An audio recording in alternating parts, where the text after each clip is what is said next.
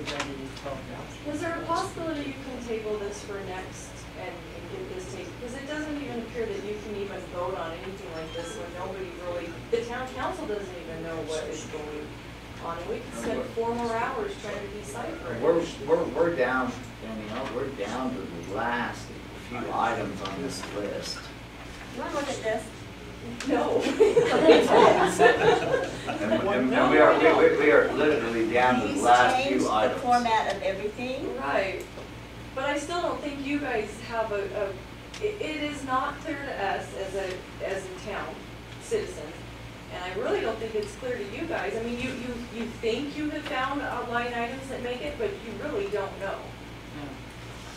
And I really think that it would be advantageous to actually have something in black and white where we can actually see it and feel comfortable and even complimenting you, but also commenting on it. We can't comment on this tonight. We don't even know, frankly, I don't even know which numbers are really supposed to be there. The numbers that we're looking at are the far right column. That is the proposed budget. That's it in a nutshell. Mm-hmm. That's the proposed budget.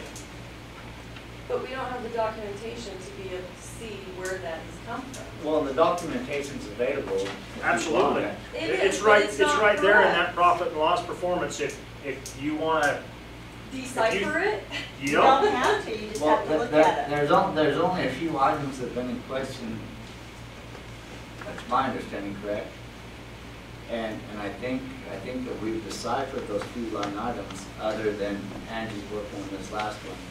And we're right down to the tail end of this budget. Well, I think you guys may understand it more than we do, because we're just looking at this going, we don't know where the numbers are adding up at all. Yeah, and see, y'all don't have a transaction detail by account or a profit or loss for the town of Leeds from the fiscal year of July 2011, 2012. Well, how can we comment it on if we don't have that information beforehand?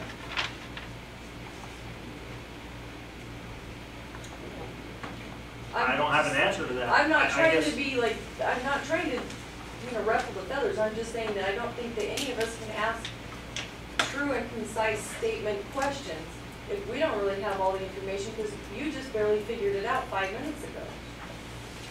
And that's, seriously, I don't even know if what you figured out is right, because. I would agree with that statement that you made right Okay, So this is part of a public hearing. there. No. I don't know how we can have a public hearing if we don't have all the information at hand. I mean, we do, but we really The don't. information, all it needs to show is Right. what is our projected budget for 2012, 2013? That's it. That's it. That's it. That right column is it. Which is And- fine. What was spent in 2011, We've 2012 already been over that. is past, that's history. This is Right. a new budget. Except for like my question about the legal. There's 7,000 from last year, 15 from this year, but you can't tell me how much you actually spent last year. So how do we know if that budget's actually accurate if no one can really tell me how much you spent on legal without deciphering that last thing? Because I've done budgets, I've done a lot of budgets, and unless you have accurate information from the last year, you really can't do that accurate of a budget for this year. I agree with you. I agree. Well, it's here. Yes, it says right there. What? I On get- legal, what does it say? 15,000. Where does it say that? Sorry. Is that in a profit and loss item?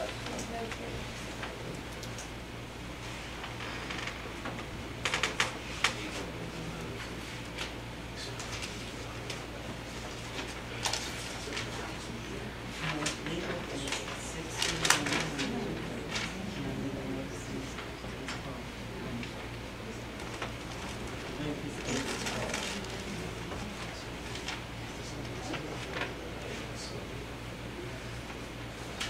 And so that's what, I mean, even adding those two together, and I come up with a different figure than is that up there. I come up with, somewhere around 71.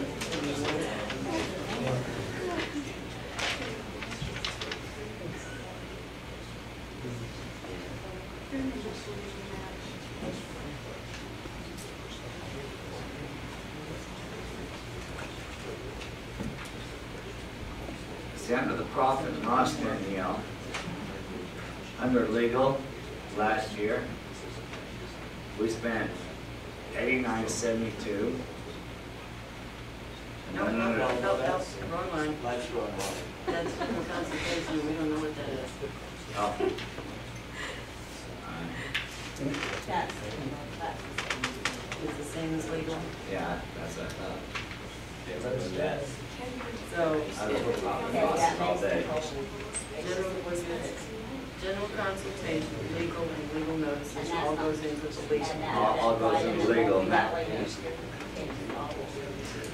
And those come to $89.72, $6,113, which would bring you at 15,000 and change. And that's what you've got budget for the general budget for this year.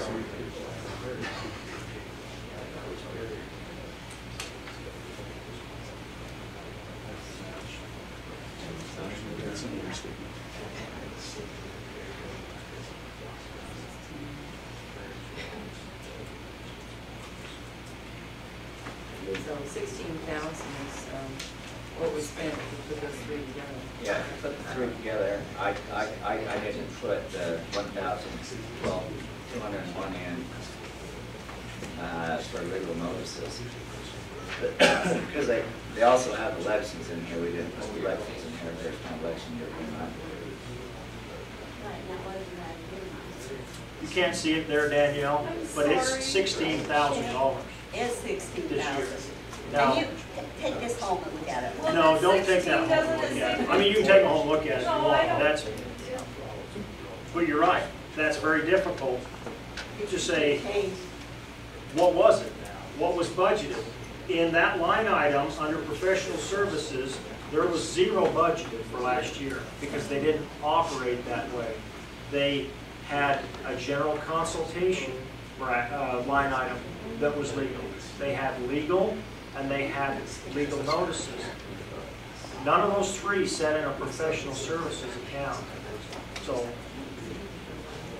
I'm not positive where that $7,000 figure is sitting there. Well, that's my question. Yeah. Because that should show 16,000 and some odd that's here.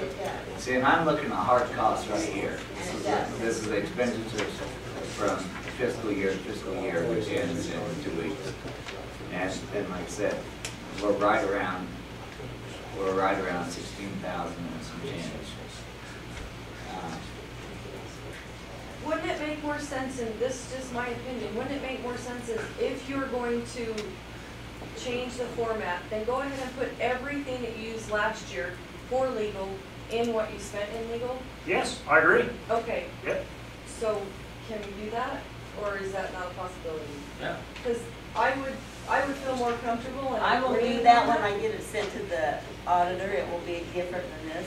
Well, that's the thing, you can't really No, we're vote talking on about something last that's year. gonna Oh, be last different. It wasn't what changed. So last year's and this year's combined, so we see where we're sitting last year. I don't feel like we this can year. have a public hearing and say, yes, what are our questions, if really all the information's not there. It may be there, but it's really difficult to see. Maybe it's there and I don't And understand. we're pulling off different formats than we're Right. looking at. It's just a suggestion. Have the same.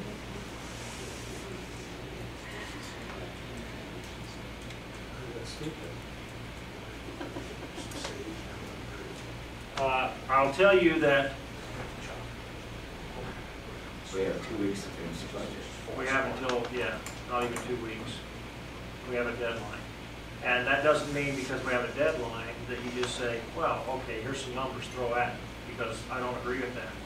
Ultimately, it is that right-hand column that we're looking at, and that Not column, this over here. that column just is this. consistent. Those numbers are very consistent with the last couple of years. And granted, this isn't going to show exactly what the accounting part of it shows because it's a lot more descriptive in the accounting. And you're right, this should not be difficult to look at. But this year is so different. Well, it's different to a certain extent. You could add everything that you're now changing Right. into the last, and then we can understand it, but I know you're saying you can't look at this part, you can only look at this part, Well, but you in a have to budget, when you you trend, have to. you have to when you trend, and you're, because you're making some speculations Mhm. on some of those items. And so you do have to look at the trend of what took place in the past. And that's why we're looking at the balance sheets and the profit and losses, is to make sure that the numbers balance out with this year's budget. And this year's budget has to be turned in by the end of the month.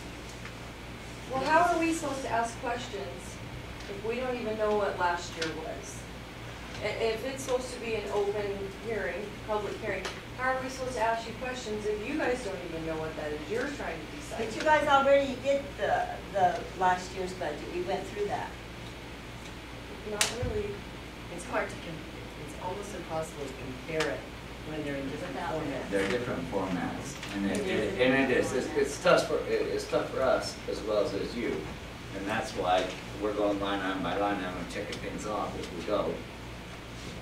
Well, if I And making sure understand the it right, numbers column match. B is what happened last year, column F is what's projected. The only one that's very big discrepancy is the legal. No, there's quite a No, few. there's a couple of others there. There's two or three. I mean, you can look at the public works wages and the parks wages. You know, we don't break those down anymore. I mean, it shows last year what was budgeted for those. We don't break those down because those really need to live under that wage category under administration. Now, in the accounting part of it, we can break that out specific for parks or roads and how that accounts. But when you're talking about wages, that's just another example that the wages need to belong in the wage category and not split up. And it's tough. Like I said, we're making a transition to a different format. So next year it's going to be a lot easier, because when you look at one column and you look at compared to another column, $70,000 should not be sitting there in construction and impact fees, because that is road maintenance. Those are B&C road funds, you know, so you plug that in there and it's not in the proper place. But it's been done that way for the last 4 budgets that I have seen. Have used the same format. We need to get away from that format and get them in the appropriate place. So when you look at the previous year, as you start And next changing year it that, looks so much it looks better. different right there. It looks very different. That's why you're asking the questions. You're going, wait a minute, that doesn't make sense. In the same way, if you've got your legal fees split up in 3 line items instead of 1, I guess my recommendation from a citizen's point of view is if it doesn't look right, do it right and we'll come back to it. It's not fair to citizens to sit here and you guys say you have all the information. That is not fair to a citizen. It's not. Do it right and bring it back to us. That's what we elected you guys to do. okay, Danielle, we got one obstacle we gotta hurdle. If I'm not mistaken, these have got to be in by the end of the month, Do a correct? special meeting then. Do it right. it will have to be a special meeting. Do it right and that's all we ask the citizens. But- We have a meeting the 27th. Yep, the deadline's the 23rd, unless we ask for an extension. And we would have to ask for an extension because we couldn't post a public hearing in time to have a public hearing. I know that a lot of people feel like maybe you can push through numbers. I don't think it's right. I think you do it right and you have nothing to answer for. The thing is, we're not pushing through any numbers. Those numbers on that right-hand column, those are solid numbers. All right. I'll be quiet. No, you're fine. And I understand exactly what you're saying. I understand. I have an idea how we can solve this with the legal. Every budget the city makes, no matter if it's Leeds or any other one, they set a number and then they go and make adjustments as operations. So what we could do is we could, after we finish going through this and get other comments, we could approve this budget, and then the next meeting we have, we can open up the budget And and amend it. amend it and readjust it. again and And show they- where those numbers are. And that way we meet the legal aspects and yet we would still modify the budget, because we can modify the budget as we go. And that And we would can be- ask questions at that Right, meeting. and that would be a compromise Yes. to everybody. Okay, Would that be fair? fine with me. Everybody okay with that? Do you have a problem with that? We can do that. Okay. Because that'd be good, would give us a fresh look at what we've done tonight to readjust the budget again. I mean, you can adjust budgets. You can make a budget amendments or adjustments, I'll get it. yeah, every month if that's what you choose to do. So let's go ahead and change this accounting up to 15,000 now. Yeah. Everybody got that written down? Okay, so we're changing legal to 15,000? No, we're changing accounting. Because we're adding on Oh, a yes, $6,000 yes, audit. yes. We're changing that to To what we 15,000. spent this year. So you need to add that in your motion. Okay, you need that. I move that we make a motion. Now, hold up. No, you don't have to add that. We'll have to actually open into a public hearing. Right. Is there anything else we need to do?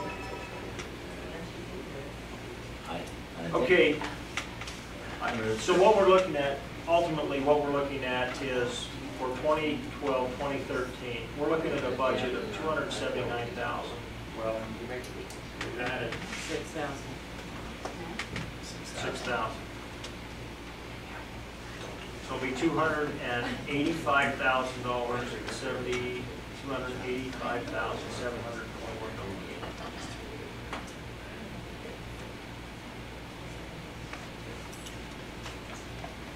But somewhere to compensate for that 6,000, we either have to reduce an expense of 6,000, or you have to say, you know what, maybe this line here would generate 6,000. Probably be easier to look at a reduced expense, and then the numbers would stay the same. Well, because on the road funds, we carried money over from year to year, so the carryover's not showing. And you don't want to show that on the budget, because the budget looks at I know. revenue and expenses for that But year. our repairs on the roads will exceed the 35,000. Yes, So we'll have to make an adjustment down the road. that's true, but these two numbers need to equal right now. Right. So what do you do that when we open them in the budget again? Oh, so you're saying to amend and add the 6,000? So we have to draw that in tonight for them to see Down the road. that. And I think we need to reopen the budget and add that 6,000 in at that time. You understand what she's Because saying? this If is the budget Do it we in want. 2 weeks instead of now. Yes, Hopefully I because can. I don't think we can change this now. I think we need to reopen. Oh, you can change it. Well, yeah, but let's do it when we reopen it and add that 6,000 in. So we'll have this approved.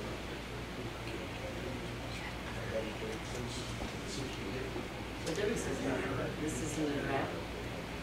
No, this is final budget. That's The it. final budget. Why can't we reduce, Either way, what do you, Well, if we're gonna have to amend it anyway. well, some, we will have to amend the budget again. There's not a doubt in my mind about that. Just like we amended it tonight. And we amended it, we have less expenses than what we have income. We have to amend that.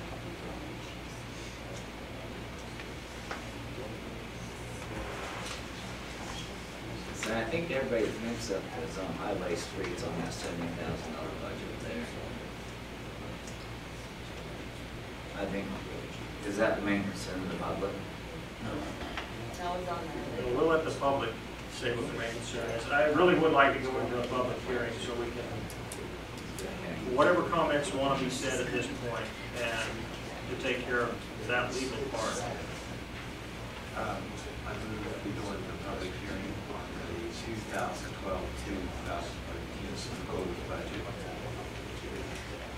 Have a second. I have a motion by Frank Boyko and a second by Nate Lady to move into a public hearing for the 2012-2013 budget. The floor is open to the public to make comments. Hey, don't hold back, Elliot. Let her rip. I guess I didn't come up. We were talking about pizza. Now, somebody told me you ordered Domino's, they're delivering, right? No, not here. No, not us. We were talking about pizza that's real far away. What am I going to talk about here? I've got a couple of questions. So is the proposed budget, is it 280 grand, 279? 279,721.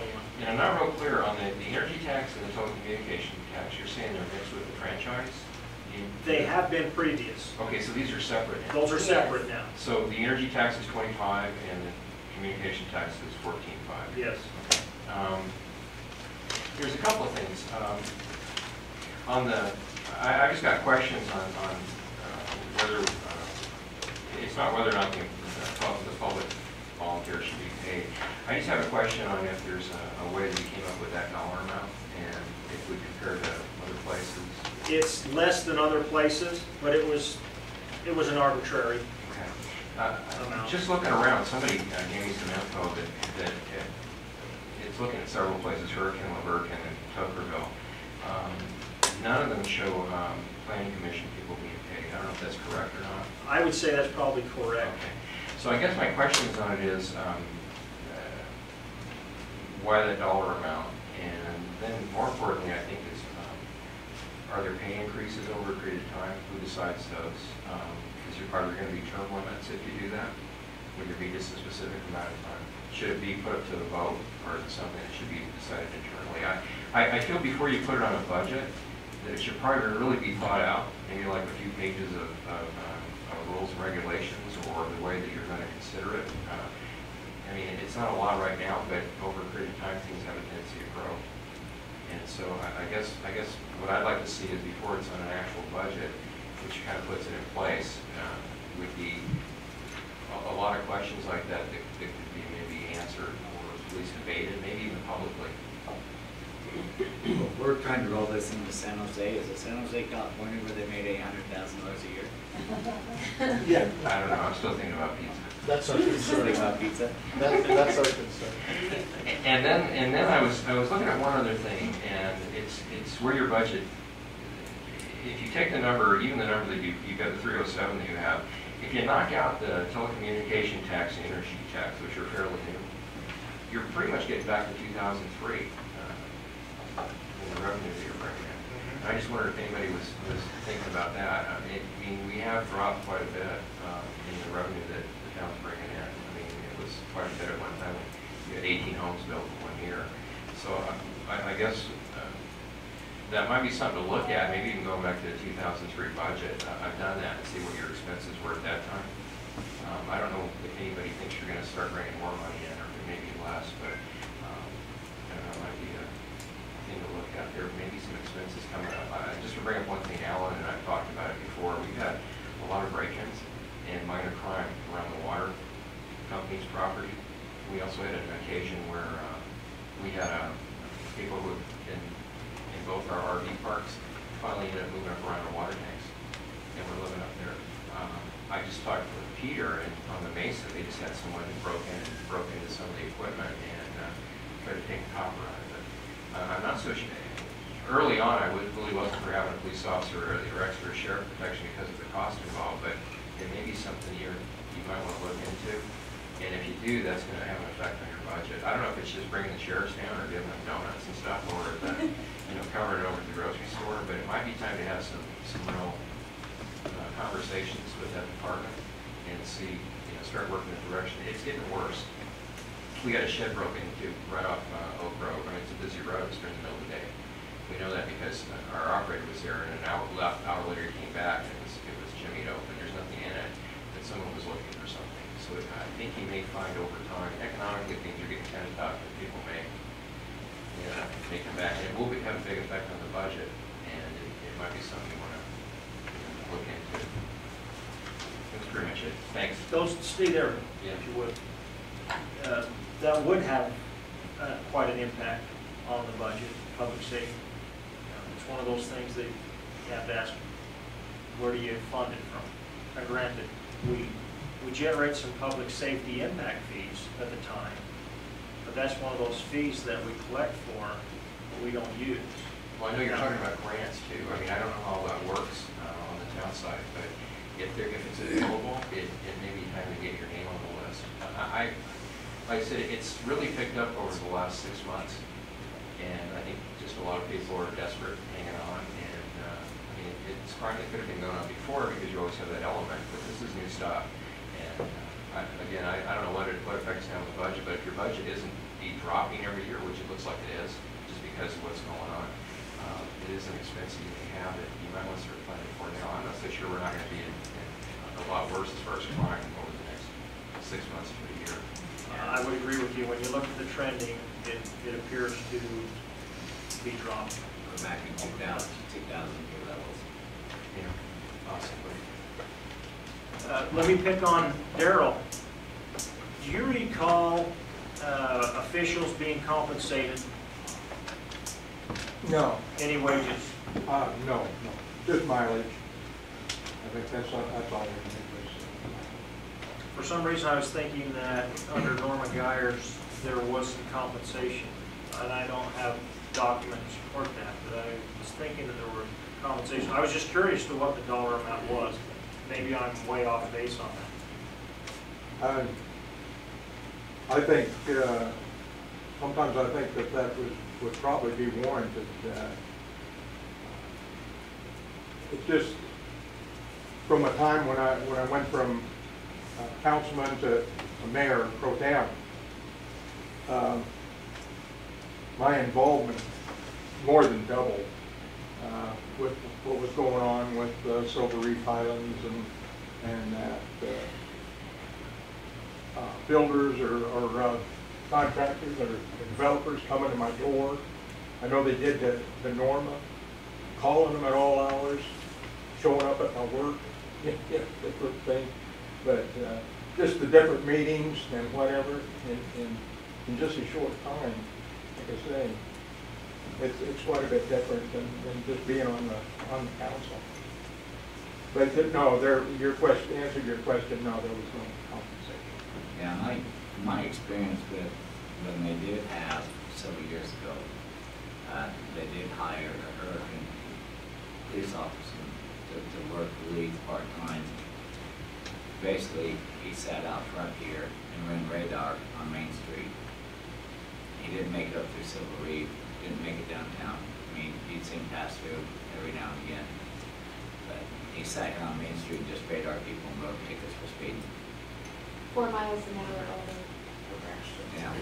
Okay, we're still in a public hearing, and we would entertain any comments from the public on this particular item here. When I was at the museum, I called the police about hear. 4 occasions that your local police came up. There was one time he had to go off on another call, and the sheriff's department came in and filled in for him. But we made use of him quite often up there. We did have some discussion as a town council on whether to continue to collect impact fees for public safety. We elected to continue to collect those even at the time, at this point, we do not give that service. And we elected to collect those and reevaluate or look at the issue again in the future. Do you ever meet with the sheriff's department? I mean, do you have meetings here? No. Yeah, the way things are going, they may start cutting their employees too. I mean, they're having budget trouble also. You might find there's less. Like I said, I'm thinking if you could build up some kind of rapport, where you get to know them a little bit better. And again, we're find out, what it's going to cost financially. The sheriff's protection, I think, seems to work pretty well. I know it costs extra to get the extra protection or the extra coverage, but it might be a thing where you have meetings here and you meet with them and tell them what the concerns are. I said, I told Alan we'll give you instant reports because we're writing them up as such now.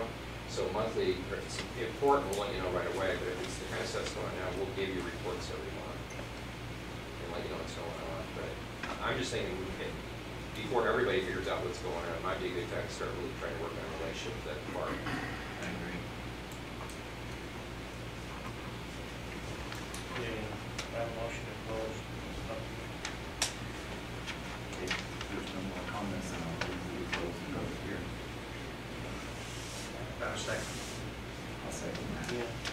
Been moved by Frank Boyko, seconded by Nate Blake, to close the public hearing on the proposed budget 2012-2013. All those in favor? Aye. Looking for a motion to approve this budget.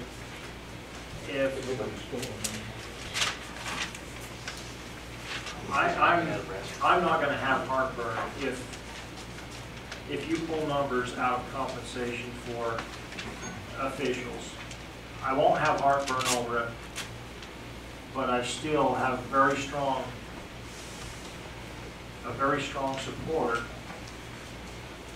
for the certain positions should be compensated something. I don't know what that magic number is. Well, I mean, there's a couple things we could do. I could make a motion that we approve the budget and with the stipulation at the next town meeting, we open the budget again and make modifications to the budget on items that we need to get suggested to everybody here in the town and go that way. That's an idea one way, or we can go ahead and make some adjustments now and balance the numbers and then not make that motion, but then at the next town meeting, make sure it's on the agenda, so. That would be the June 27, and we still have like 3 days left. in the Oh, month. it has to be in on June 23rd. 23rd. So we have to approve this, Judge. No, no, This is- I'm talking about with the stipulation that at the next council meeting. Yeah. And what I was wondering is if we waited till the first meeting in July, then we could have. I think we would have to, because if we open up and do an amendment to the budget, we will have to notice that for a public hearing. There will have to be a public hearing Okay, that makes on sense. that amendment, to amend the budget. And if we wait till July, then we could have the real figures to the year instead of Okay. piecemeal. like we've got That's here. good. So we just want to let the town know that we're going to do that. So, Make that motion. Right. You want to make that motion then? well, I can't, all I can do is just say we approve the budget as it is. Can't make that other, that'll obligate, so.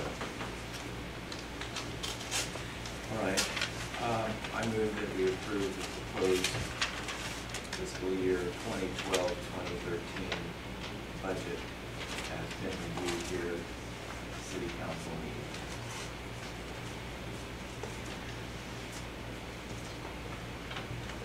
How about throwing that dollar amount on it, so it ties Oh. that directly to that?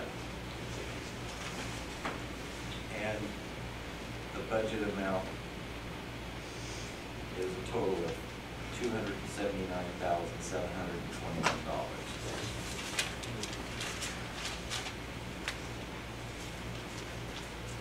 I'll second that.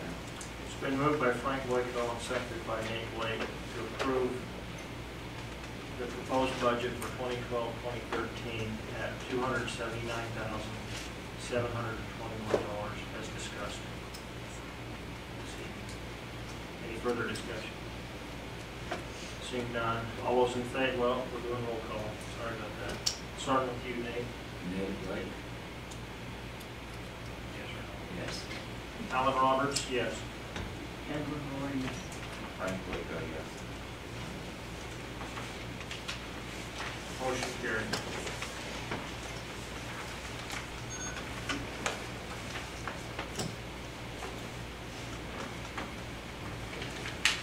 Somebody stole my agenda, Nate. No, I saw it.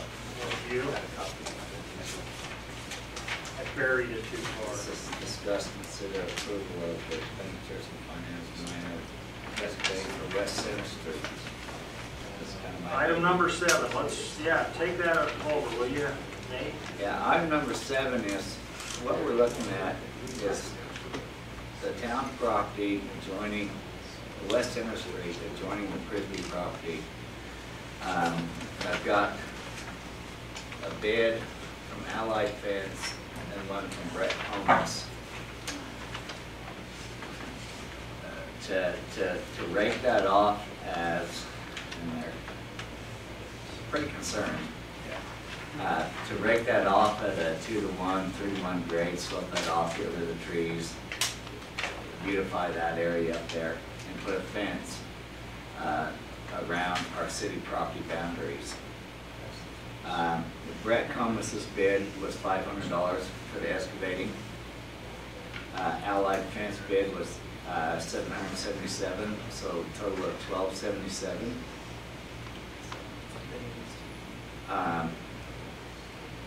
But that just separates those two properties.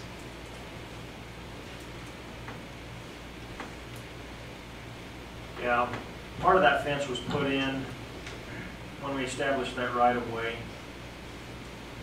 I wish I had this document on the computer, but I don't at this point. At the end of West Center Street, there is a 25-foot easement that goes and serves Bert Cupp's property, the tower that's back in there, and that fence was established last year. This is a continuation from that fence that brings it right down to where the Frisbee property accesses Center Street. And it just defines that complete boundary between the Leeds right-of-way and that easement and Frisbee property. And I think Alan and I, the mayor and I met out there, and I told him it would probably be between $1,500 and $1,800, and it came out to less than $1,300.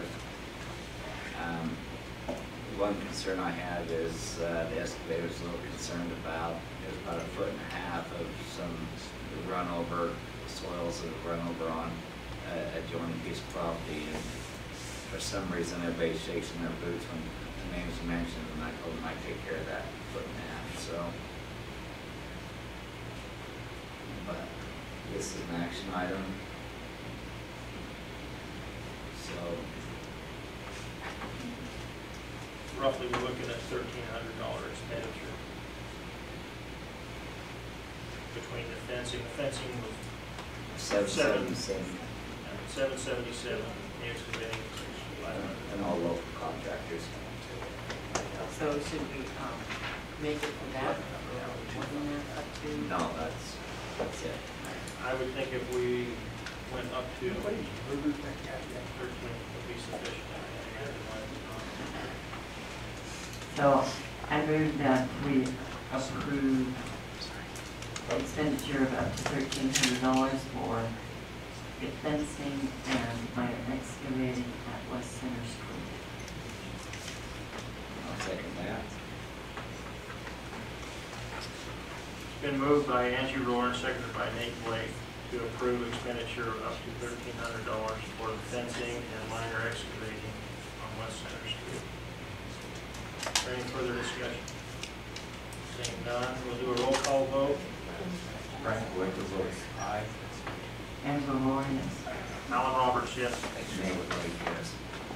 Motion carries. We can pass this thing,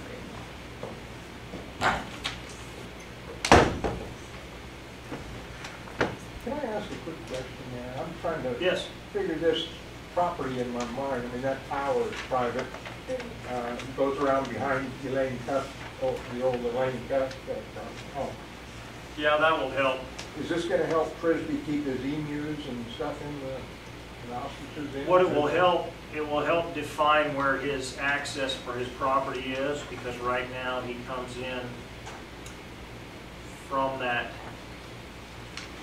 road easement that goes back into Cups. His access needs to be straight down Center Street. And the longer that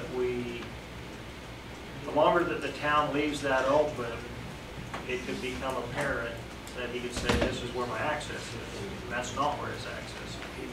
Okay, that's good, thank you. So it just defines where his access is. Does it hinder his access, the fence? No, it doesn't. He placed a chain across West Center Street. He just needs to take his chain down, or put a gate up, or whatever he wants to do. Not give him the option of driving that the other way. Correct. I took his chain down tonight by accident, No. but then I put it back up. Okay, we're moving on to, Where does the money come from in this particular thing? Where in the budget is it coming out it of? would come out of a general fund. Expenditures like that would be a general fund. The excavating part of it, because it sits in a roadway, we could pull that out of some roadway funds. But the fencing itself would be a general fund.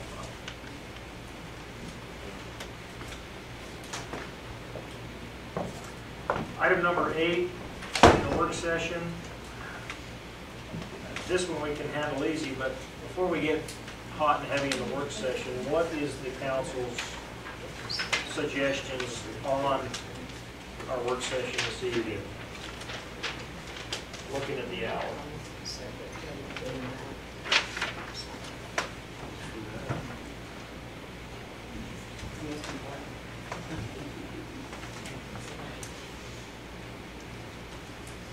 Well, I do know that we have some specific staff here to deal with a couple of things, and we have some citizens here that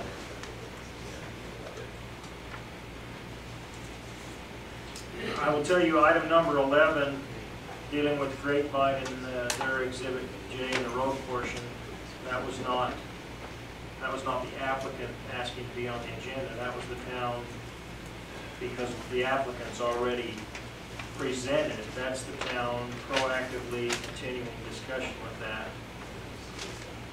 I have a discussion item with that when you get to it.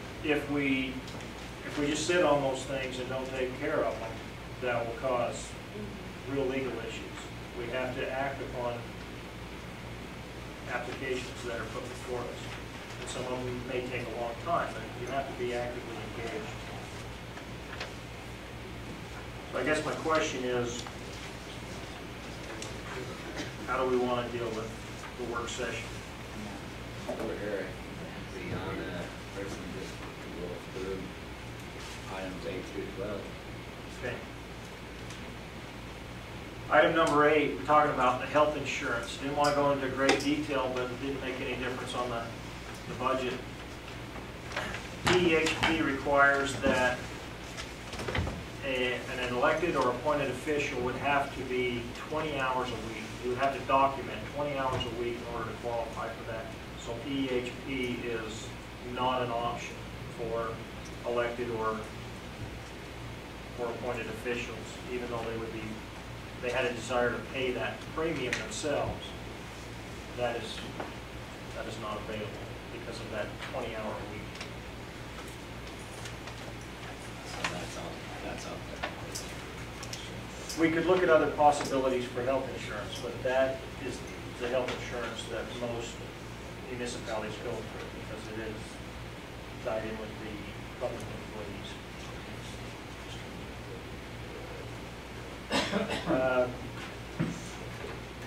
Throw up the slide. We're going to go to item number 9.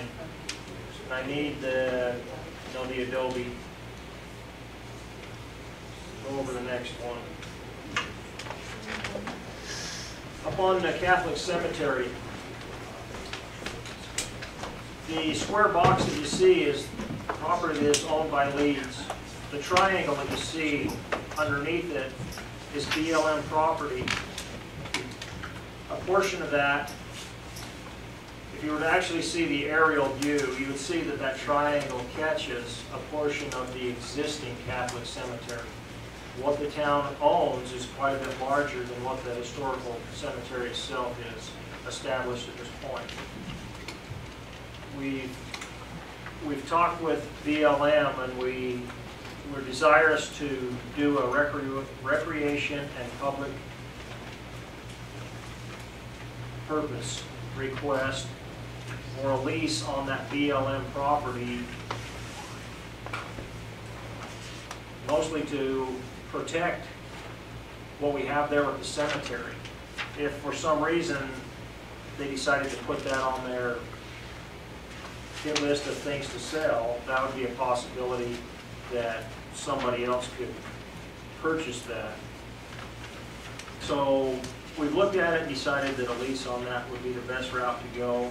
If you throw it on the market for a possible purchase, if anyone is eligible to purchase that, they would definitely go off from the highest price that they can get out of it. So we know the area, how many square feet? I don't know the answer to that offhand. The BLM or the cemetery? The BLM. Cemetery is 200 feet, 200 feet. The existing one is, correct. No, where the markers are. So what we see in gray is 200 by 200. So we're probably looking at 8 feet by, well, depends on the one button, but I can't see the overlapping now. What that boundary currently on the BLM land is the old Chinese cemetery that was adjacent to the Catholic cemetery. And we have, the museum has had Would you offers put in the up the past. microphone so she can get to them any further? There was an adjacent Chinese cemetery to the Catholic cemetery, and that BLM land could be that Chinese area. We've got there's photographs in the museum that can be matched up with the terrain and try to establish where that is. Now, the museum in the past has had offers through I forget the name of the organization, but it's to do with law enforcement. They are trying to track down a specific sheriff that was killed in the area and was buried in that cemetery or adjacent to it. And they have agreed on various occasions to bring down ground detecting radar to try to find out where the additional graves are in an attempt to try to locate this officer. There are only 2 officers that do not have graves marked in the state of Utah, and one of them is buried up there. So that is important ground. Yeah, deeds, a deed to that property. Yes, we do. So there's no underlying BLM property underneath that 200 by 200. I went down and researched and got, counted the leases, or I mean the deeds to that. And to the Pioneer and the Protestant and the Catholic both. We should have it here in the hall. But I don't see how the BLM can claim anything that we haven't. I'm trying to think of the name of that deed now. So we're just looking to join the leases that when they come up. It would be a lease on that BLM property. Municipalities are, it's quite a common thing to do.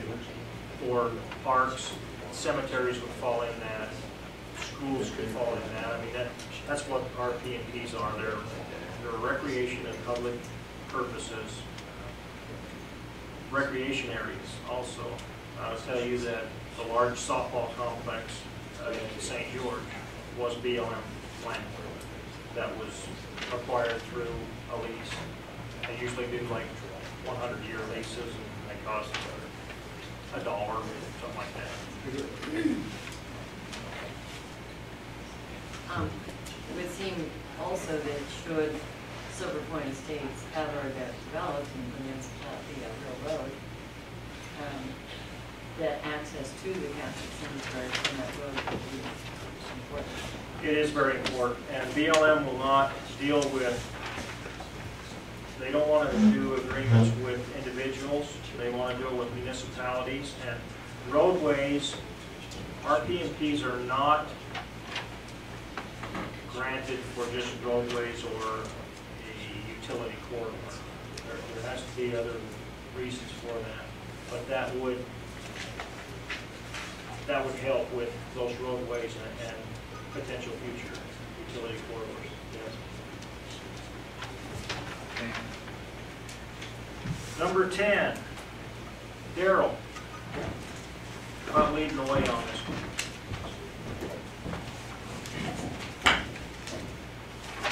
The last meeting, you gave me a draft on an ordinance for the cemetery, just rules and regulations and duties. Went through it, and did I mention I hate lawyers? No, you didn't, but you just did. Oh, I'll go on record. Anyway,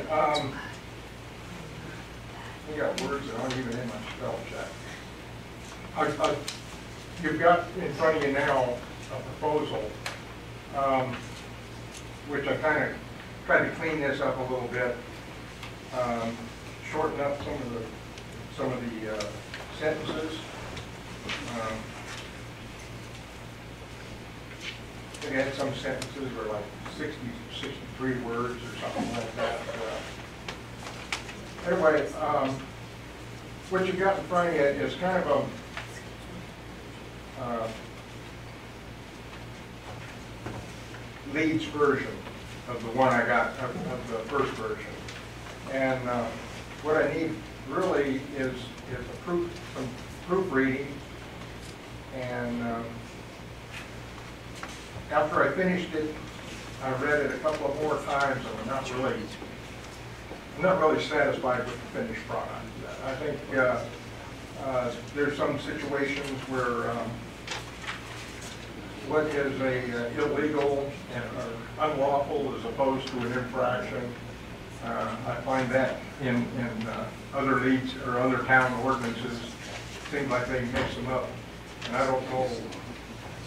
I'd like to get it right. I've added a few things like the table of contents and a few more definitions. The one thing, well, I've added cremation remains. We've only gotten 3 cremations up here so far since I've been here, and some cemeteries will allow like 4 to a plot. I think we can use 2 to a plot. Is what I proposed or envisioned, I guess you'd say.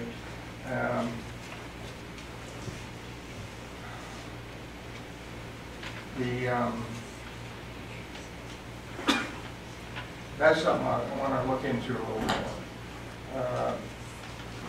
Section 8 on burial permits, disinterment, and contagious disease.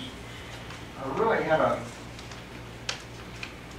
must have rewrote that 3 or 4 times, and still not happy with it. It's the original kind of leaves it open to people to sell in their own plots, which is against our regulations or our rules. And another one is, okay, do we want to make, now, some towns, and in the other draft, you had the town clerk recorder as the registrar of burials. Now, Jean's been taking care of that here. Do we want to change that to make her, or the registrar, or still leave it with the town clerk? Now, most of the other towns that I've looked at, the town clerk is usually the registrar. Because, yes, that is a recorder's position, is to take care of recording those plots. And the treasurer keeps track of it. A treasurer is bonded different than any other employee. for a municipality, treasurers need to be separate in their duties. That doesn't mean that they just arbitrarily say, well, I can't do that because that's not my duty. But anytime that we're dealing with recordings of, whether it's recording documents or recording plats, which cemeteries are, that needs to be handled through a recorder. Okay. All right, that's good.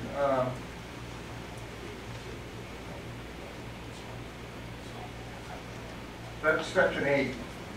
Like I say, if you folks would like to read that, any suggestions, I'd sure be open to that, at least on the first part of it. I've added a few duties to the sexton. On the Memorial Day adornments to the veterans' graves, which is a white cross with the poppies and American flag that we put up every year on over Memorial Day weekend. And also that's about the only time we raise the flag, unless we have if I have a veteran funeral there, I'll raise the flag at the mass.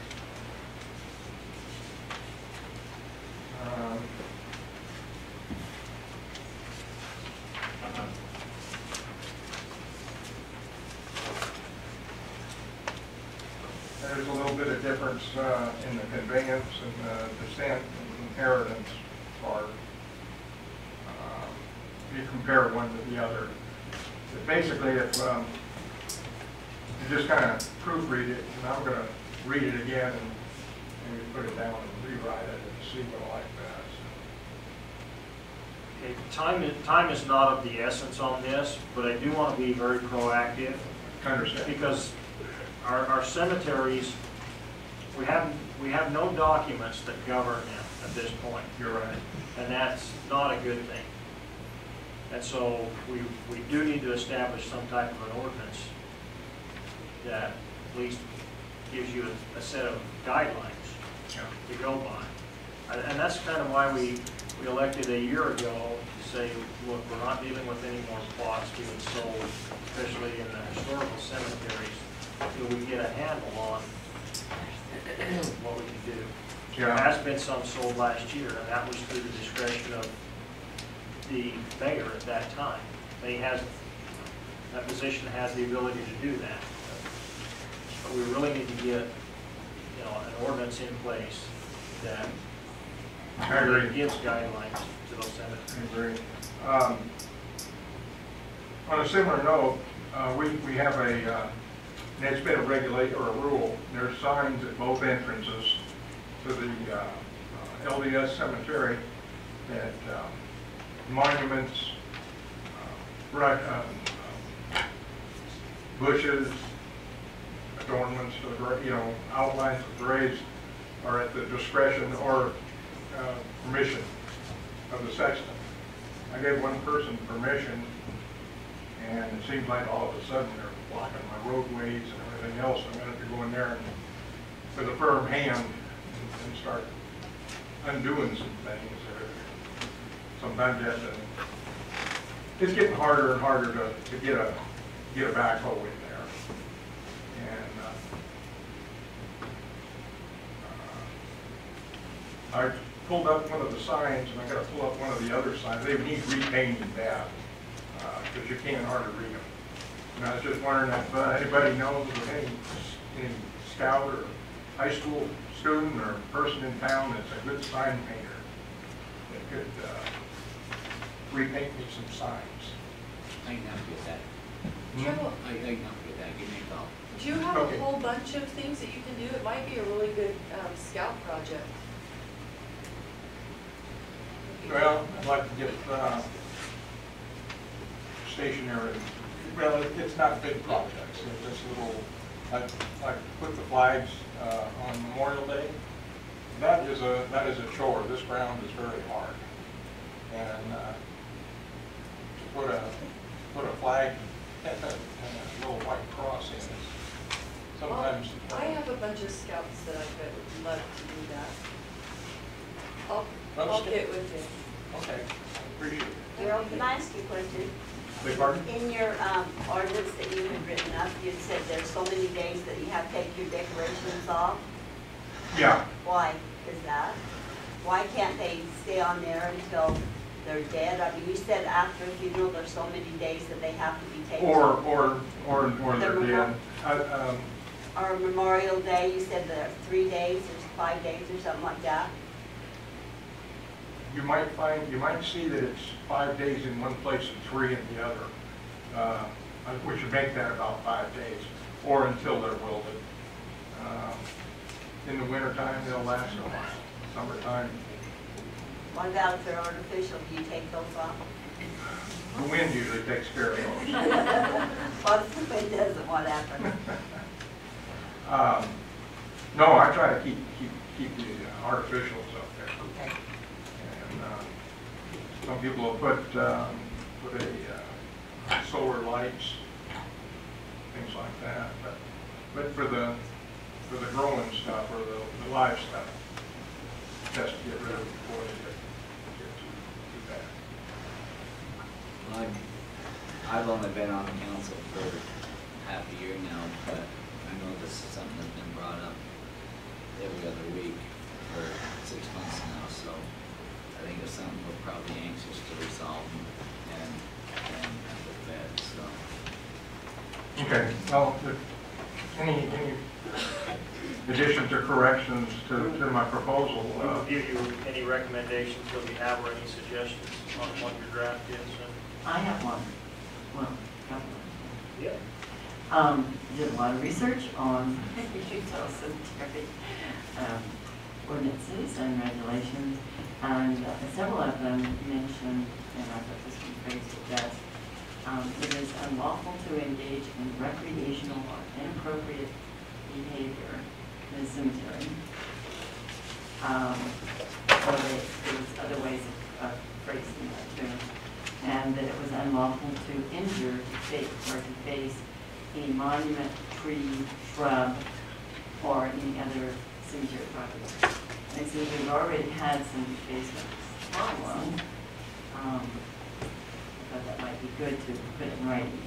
And then a number of them also had a curfew. And that would make it easier for the sheriff's department to enforce problem behavior that might be happening late at night. I thought I enclosed, or I thought I included something on the facing and Yeah. Maybe I missed it. in there. If I didn't, I'll read it again. I know in the Washington City, they have that, and it's also in the St. George. When I got worried, I didn't go to it. But yes, you're right, that should be in there. As far as the curfew, with the law enforcement we have, and, you know, I mean, it's hard to, it would be hard to police. Then the only people that are gonna go in there anyway are they're gonna do it anyway. I mean, they're gonna, like that one time, I think they went in and drove around and knocked down a few of the headstones. I just remembered that there was a problem in Silbury Park and then along Silbury Road that the sheriff's department was concerned about the difficulty of enforcing things when it wasn't marked. And so we made sure we got a sign for the little Silbury Park saying, no camping, no fire, campfires. So that gave the sheriff's department legitimate authority to enforce it if they saw it happening. Yeah, if it's not posted, they can't enforce it.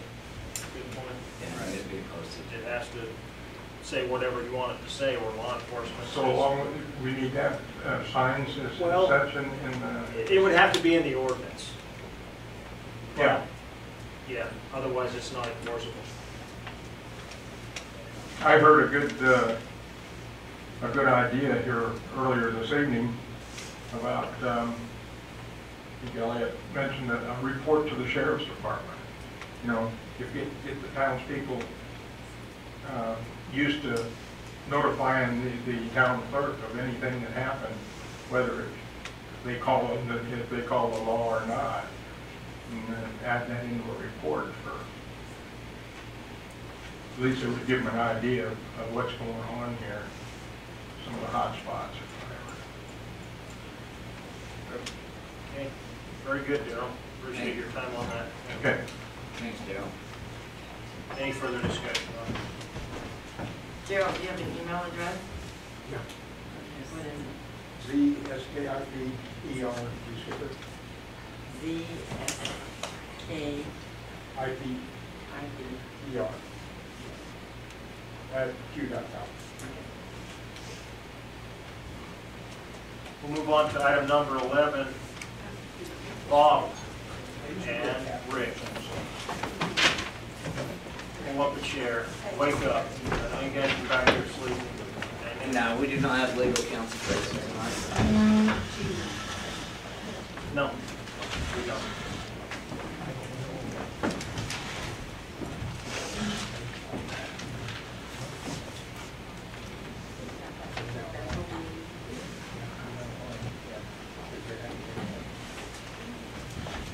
Cemetery's on top of this, so I just took a little bit of my head. I don't care where it's at. You don't care where? I don't care where. Put me out back or closer, I should say. That's what I'm thinking about that. Let's see, Gene.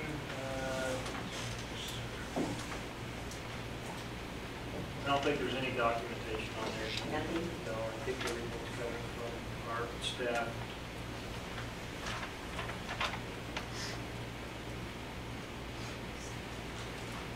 Okay, we want to engage in some discussion on the roads within Grapevine Wash. And we started a little bit from the recommendations that came from the Planning Commission back in the 1st of March. What I'd like to do is look at each one of those items and actually come to some type of a conclusion.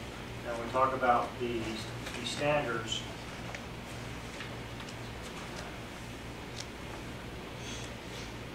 That's probably one of the areas where we're, really close as far as what the town staff and the planning commission have come to agreements with Grapevine.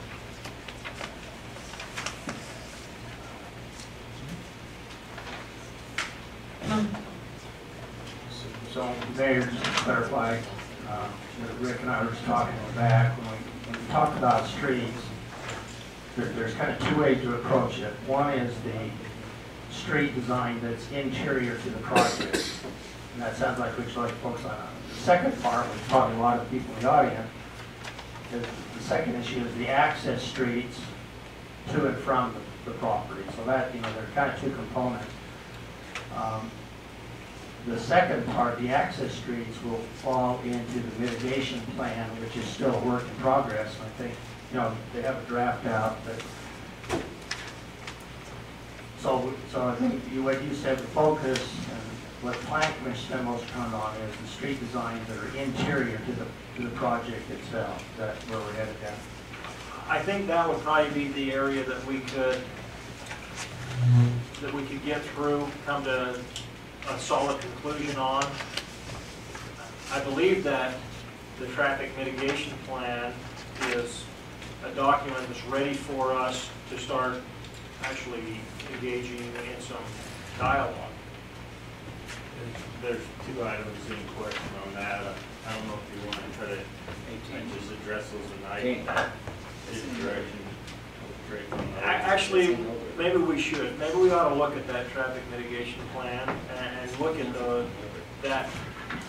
And maybe we could just go straight through the first document, just down. And where I see would be really helpful is we've got so many renditions and so Absolutely. many things. I was thinking if we could just go straight down, we're down to the items now, that's just a town preference. So ultimately would need some correction. I was thinking we just go down this list for the internal roads, the two items for the external roads. That hopefully could give the developer enough direction that they could compile, finalize it, and then it actually be a clear document to bring officially Okay. to you guys. As you're looking at those documents, you're gonna need to show us those. What we have a tremendous amount of documents that are older documents. And I know that the engineers and Bob, you as a contract planner, have been engaged in with the planning commission and even in some dialogue with the applicant after that. So more than likely, the documents that you have are probably more current than a lot of them that we have in our packet. We need to make sure that the ones we have in our packet that are not current get thrown away, because there are a number of different And you made, versions there. and you mentioned 2 external accesses. Is there a problem with starting with those first? That's the sticky one. I was hoping we could do the easy ones first. So what document do you have there as far as your staff report? Show us the physical. This is March 14th, 2012. And I believe that is the report we started with when Russ Funk was here, and we started about probably half or two-thirds of the way through discussing some of those street design issues. Again, they're all streets that are interior to the project of, Magnolia. And we didn't take the call, but I think the intent, eventually, that the street designs would be, once they're finalized, would be an exhibit in the final development agreement. And then, obviously that would be sent to a vote and all that. Correct. And that's the thing that we need to make sure that the applicant understands, that as we go through this, whatever changes there are in their conceptual plans or exhibits that they presented at the time of annexation need to be clearly specified, or a clean document that shows exactly what the town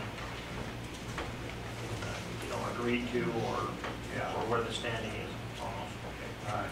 That's the intent, is to have those modified and final exhibits as an exhibit. So what we were thinking about is I would kind of cover the traffic mitigation plan if you want, and then Rick was going to talk about the street design issues that are interior to the project. Okay, let's just start with that number 1 on design speeds. And I think we can hit some of these very rapidly, I would assume. Yep. Typically, you see a little higher design speeds on the premises. Some roads are meant to get people from A to B, and some roads are meant to get people straight to the front door. The roads with the front door you want slower, the roads to get you through an area faster. They've asked for a different approach to doing it. They would like to see slower roads all the way throughout. The only real issue we have with that is that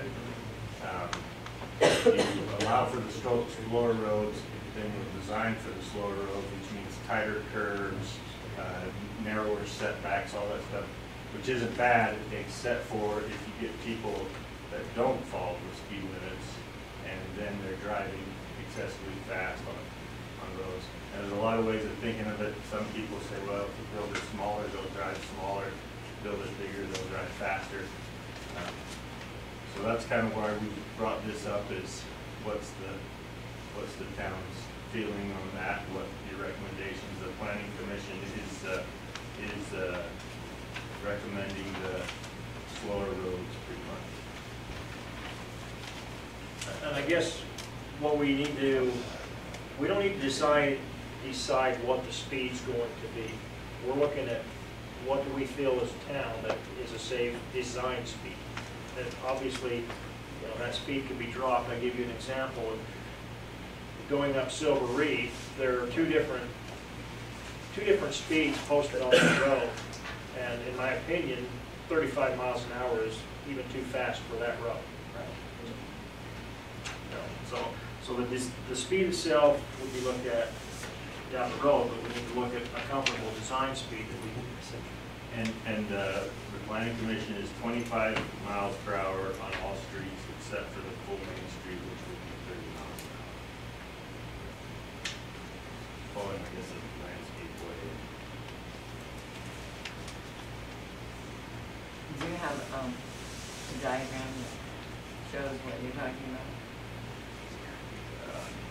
I won't get it on the computer. It won't be on that computer. I know in your packet, there are some sketches. It will show you sketches that they want to Hey, Bob, will you explain what LOSG and LOSC stands for? Well, it's level of service, and they rate them A through F. And so usually it gets to the stopping time. Rick's probably won't always go over how they define the LOS levels. It typically gets to how long you have to wait at an intersection or to move. So A is the best. F would be failure. And you're probably looking at, you may be looking at I'm way ahead of you. the mitigation plan. We can have some comments on that. So you think 30.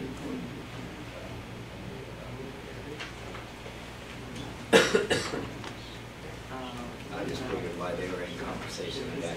Yeah, sure. Yeah, that's a good question. So we have some suggestions. And I'm not real concerned about the interior design of Grapevine, because to be honest with you, as an engineer, you know, even though we get a final plat approval, we'll end up having back, which we can make movements for. We'll adjust, so this is a little less than my personal concern than the overall external roads. So really what we're looking at is an existing standard that exists, and the roadways are called just a little bit different, but the existing standard, we have a recommendation from our planning commission. Well, I don't have so much a problem with 25 within the populated areas, but there's a couple of places where there's some long stretches and they can 25 is a little slow. Yeah, the planning commission's recommending 30 on those other stretches. The engineers initially suggesting 35. Yeah, the planning commission's recommendation is actually a pretty good compromise. The first speed limit came in with 15, 20 miles an hour. There was some questions if we believe that could happen with state laws. And then we were just suggesting something more along the lines of what's already in the master planning documents for the town. So this is kind of a happy medium compromise. You can't either let it slow without having brakes.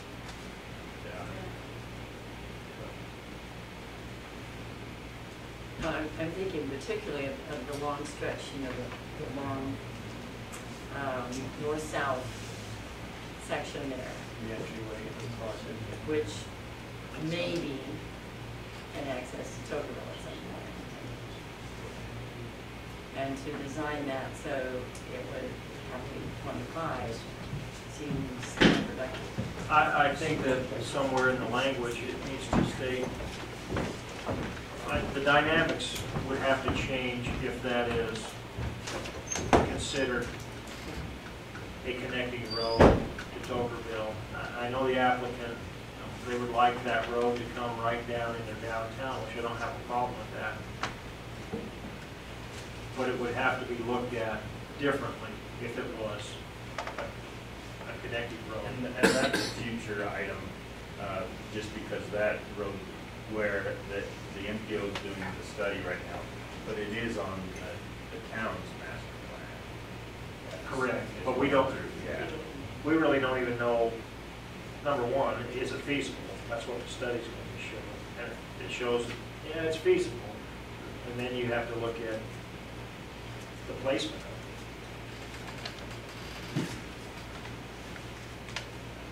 So I think the dynamics would have to change in language.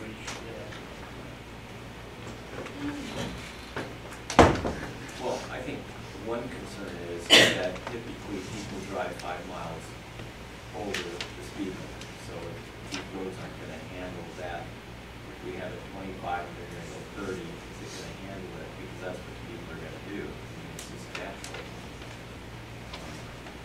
People tend to go over the speed limit. So we should consider that. Even if you posted at 25, it should be able to handle at least up to 30 or 35. Is there normally a safety factor when you look at that? And it's, not to go into too much detail, but it's the 85th percentile is the typical what you want to design for, what people are traveling. 85% of the people travel. I don't know, I'm guessing the other 15%, if they're going that fast, they're taking their lives in their own hands. 85th percentile, and then in the, how the laws are in Utah, they clearly define what freeway speeds can be, they clearly define what residential streets can be, and the areas in between, they recommend that those are governed by studies, by traffic studies that look at how fast people go on and you post the speed accordingly. One of those areas that currently being studied by UDOT, the classic example of this is the road to San Paulo Reservoir. They're looking at, what it's posted a certain speed now, people typically drive over it, so they're looking at do they need to repost that. So, yeah. They will continually drive over that. That's where, I'm not so sure that government should be trying to second guess of what people's speed is going to be, because there'll always be people who push that no matter what it is. You just need to look at it from what really is going to work for a safety factor on specific roads. Looking at the recommendation from the Planning Commission, I'm personally comfortable with what the recommendation for the design speeds within the project. Are the speeds actually in correlation with the widths? Adele? Okay, Yes. so are the widths of the roads in compliance with our ordinances now? What they're asking for? No. No, and we haven't gotten to that point yet, but we will as we get further down here.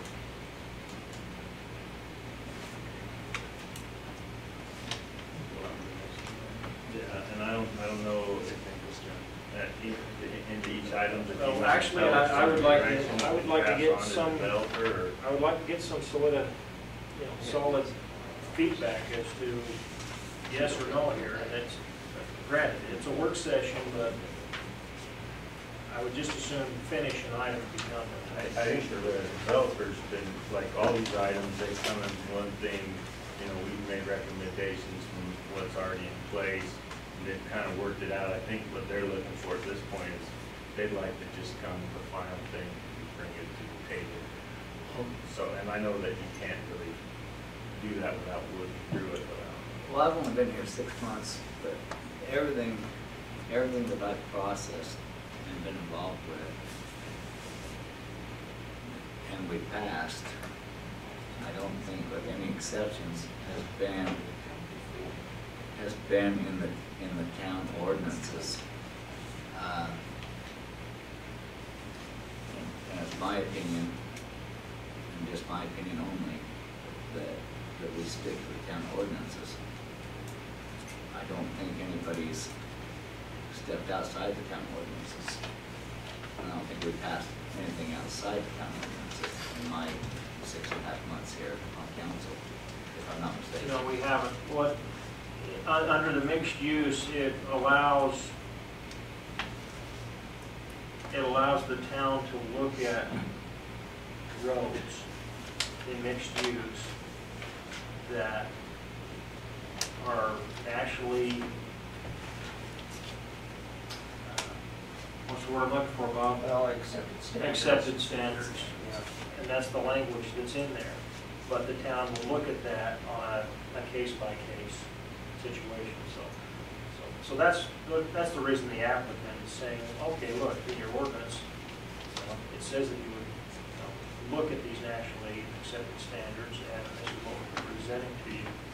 So that's where any applicant could come from. And yes, the town can just say, absolutely not, here it is, this is it. And that's where we're at this point on this level with a town council is we need to make the decision. Because we keep pushing ordinances, and everywhere we look at ordinances, whether it's dogs having tags on them, or whether it's somebody mowing down their weeds, which I'm not gonna have an ordinance on that. We're pushing ordinances. Our ordinance does allow that modification, but that's at the town's discretion. And so that's what the developers are asking, your standard specifications you've lived with for the last, whatever, 20, 30 years, are 50 to 55 foot right-of-ways as a minimum.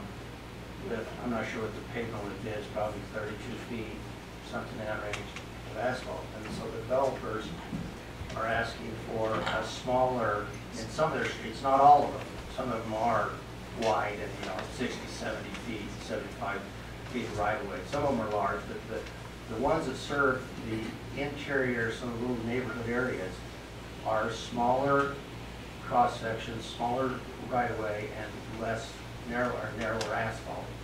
Now, these standards have been adopted elsewhere in the country. They're ITE, which is the Premium Traffic Engineering Group, of which Rick happens to be a member of, the ITE Institute of Traffic Engineers. They have looked at these and come up with some accepted standards. So the question is, do you want to, look at those and go at those? So that's kind of the issue we're dealing with. And those standards, how do they align with our regular standards that we set for the town?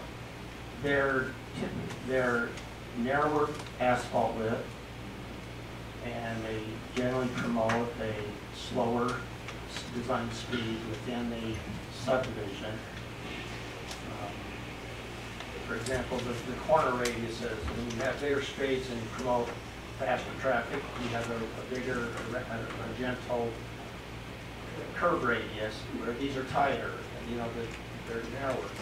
They are used in a lot of developments around the country. I mean, they have been utilized, and so that we're not adopting some brand new standard that hasn't been used elsewhere. But it would be new to Leeds and somewhat new to even Washington County. St. George's explored some of these alternatives, and we have some flexibility, and I'm not sure where else. Maybe Elam Valley project, although it never got underway. Yeah, some of what's done here, they want to do has been done in Elam Valley, and it all comes down to it. You see a lot on the East Coast, but traffic is fairly local. People have expectations around here. They like to have big trucks. They like to be able to get big trucks down the road. You get narrow streets, that gets hard. So it all comes down to, and that's kind of why this issue's here. I think if it was an issue of, hey, people are going to die because of this, then it wouldn't be here. But it's a preference, and really what's the town comfortable trying? Because once these houses go in, once the right of way is built, okay, that's it. It's done. You can't go back there and start ripping up houses. Now that being said, there are some of these aspects around southern Utah, narrow streets. And I know of a place in Washington with narrow streets, not wide enough for parking cars on. Unfortunately, the people park on the sidewalks. So you got all these things. So what the developer's trying to do is they're trying to bring a whole package that will try to fight that, and so you wouldn't have those kind of things happen. But it's what are you guys comfortable trying? Let me ask you this. We don't want to obligate other council members to designs. I think we talked about that. So if we stay with our regular standards, we don't know when the project will start and what the economy will be. So, asking you, if you were, since both of you are professional in this area, what would be the best advice that you would want to give to the town in thinking about the factors that you mentioned right now? What's the safest and best commitment to the town?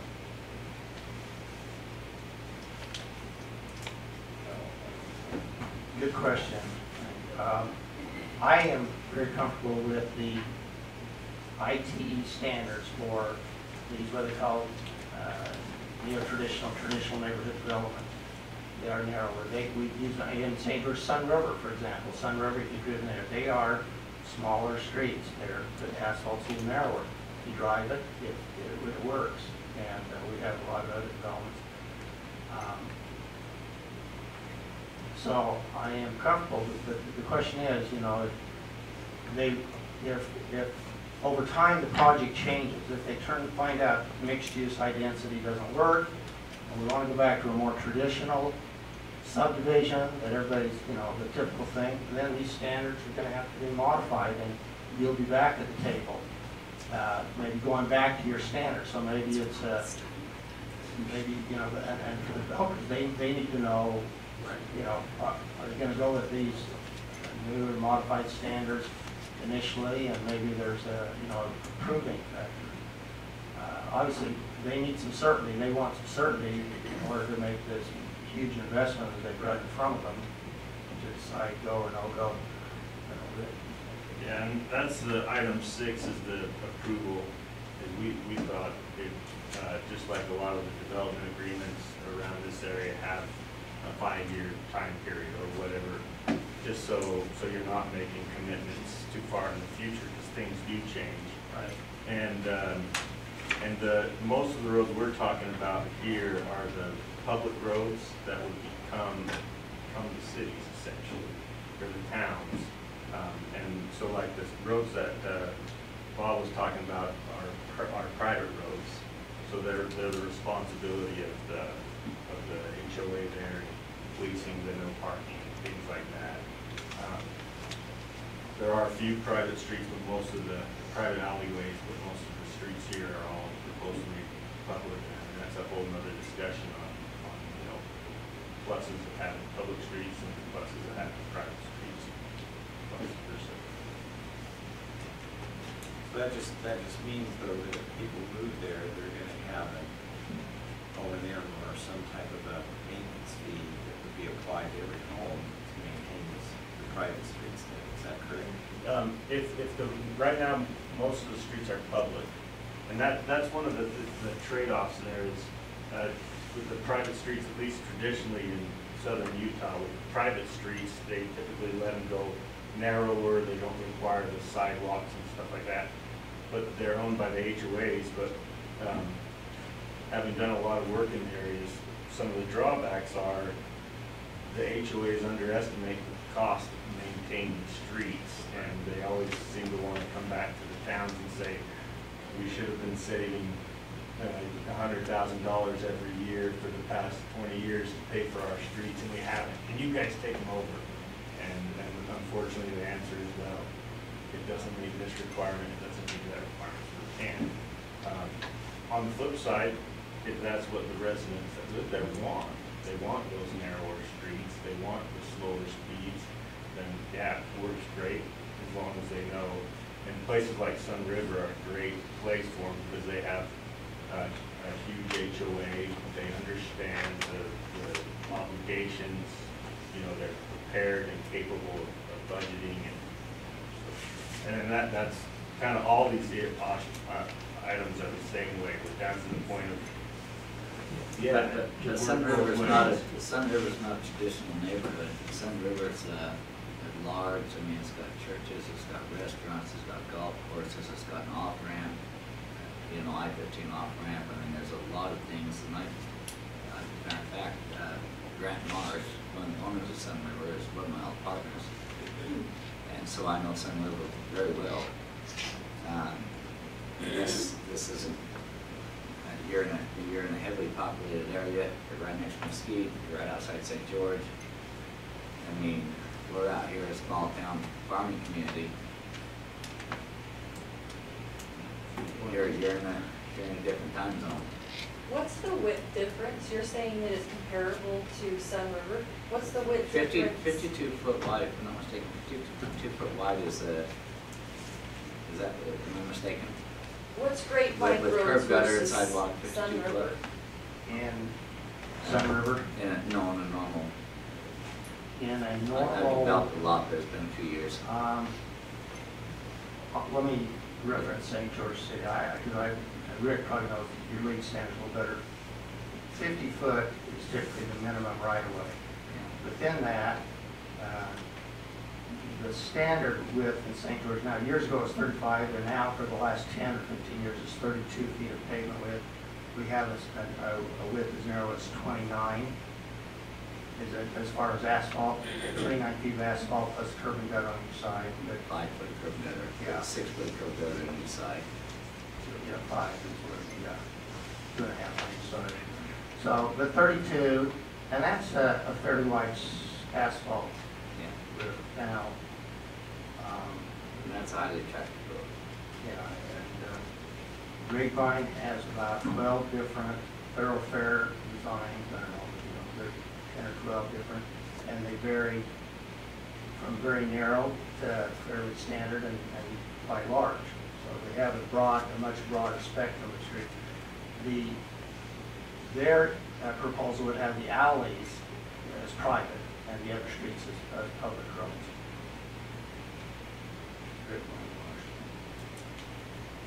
Does that Well, answer your question? one concern I have is if Grapevine, and not to be doom and gloom, but if Grapevine starts development,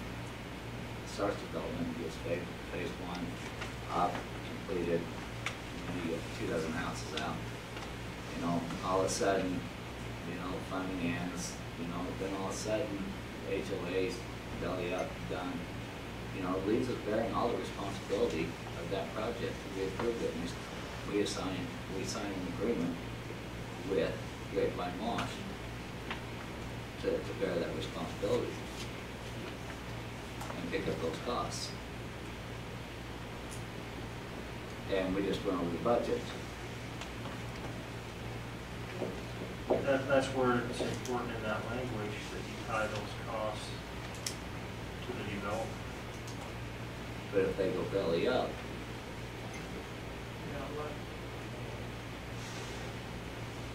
The only time that the town would be liable is once once a municipality accepts a dedication of something, then it becomes theirs. and then they'd have to have quite a performance bond in place. Right. The roads would have, just like any other subdivision, the roads would either have to be built or you have a bond in place to guarantee that the road will be built for each phase subdivision that comes forward. So as long as you follow that system that's in place, you've been following for years, then you really wouldn't have liability other than the long term. Yeah, once that road gets built, if it's narrow, and if things change, then obviously everybody will be back to the table again, redesign things. But as far as getting stuck with a bill, not, that shouldn't happen as long as, they either build it before you accept and are okay the plat to get recorded, or when they bring in a plat where the road isn't built, then they bond for it. That's consistent. Yeah, I understand that. Played that game a lot of times. Yeah. So the smaller road you have, the less margin of error you pretty much have. And is this area, the smallest ones that you're talking about, is that the same as Sun River's? Or is Sun River's smallest bigger? Smaller than Sun River's. Yeah, that'd be smaller than Sun River. Yeah, This- How much smaller? How much smaller than Sun River's? Because you're using it as a comparable. I just kind of like. Well, I wasn't trying to use it as comparable other than it just has narrower, they're How much narrower, I guess, is my question. Well, let's see, the street here looks like it's 38 feet wide, and the residential way is 36. That's with curb gutter and sidewalk. Those are the That's big. not, that's not paved. What are the alleys? So just looking at the latest documents here, we've got a private street that has a 20-foot right-of-way. We've got a landscape way, which is 24 right-of-way, which that would be public, but we have a couple that could have a Yeah, second. when you talk 20-foot right away, that's no curb gutter, so that's just, that's with sidewalk and everything. Yeah, and So how much pavement are they 12 proposing? feet. 12 foot of pavement? Yeah, so you wouldn't have anyone walking on it, no one on the side, you wouldn't have any bikes on it. 12 foot of pavement, so we're talking 20 foot narrow, with the narrowest road that's in there. And typically, and, I mean, this is a whole, it's a whole different way of thinking, on the way it's done. I've seen a lot of developments come in and try it down here, but I've never seen any of them actually go through with this before. There's been some attempts, but yeah, typically what you're used to around here is each lane is a 12-foot lane, and then there's room for parking on both sides of the street.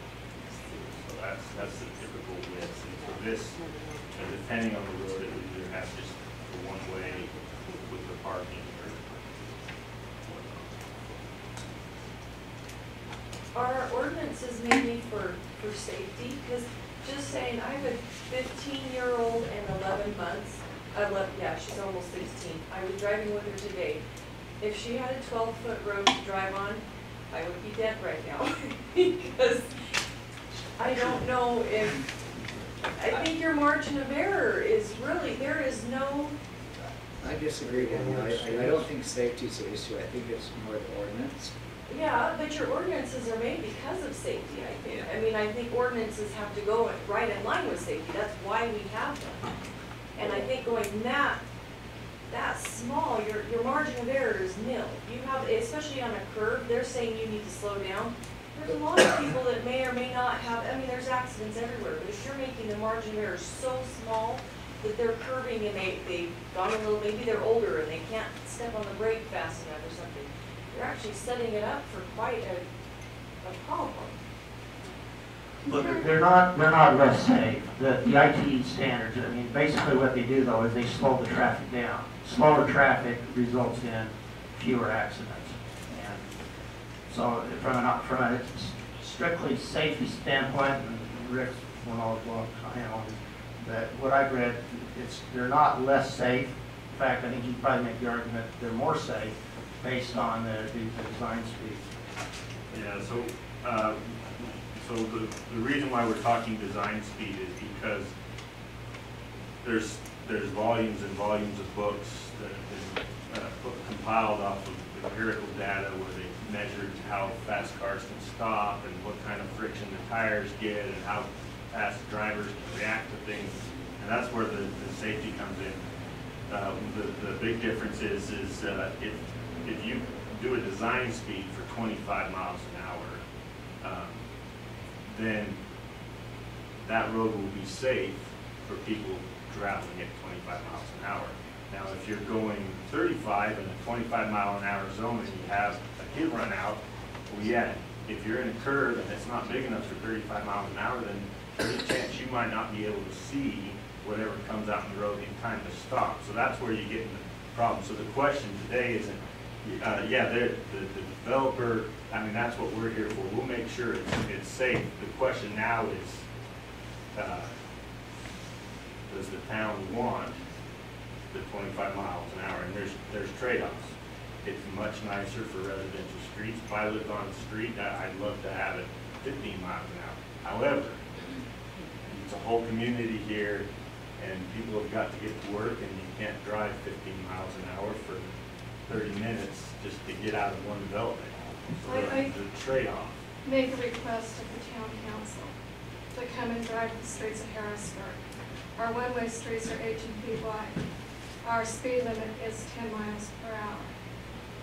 Our streets are too narrow. We have a lot of elderly people, which I understand that this is going to be a draw for this type of development.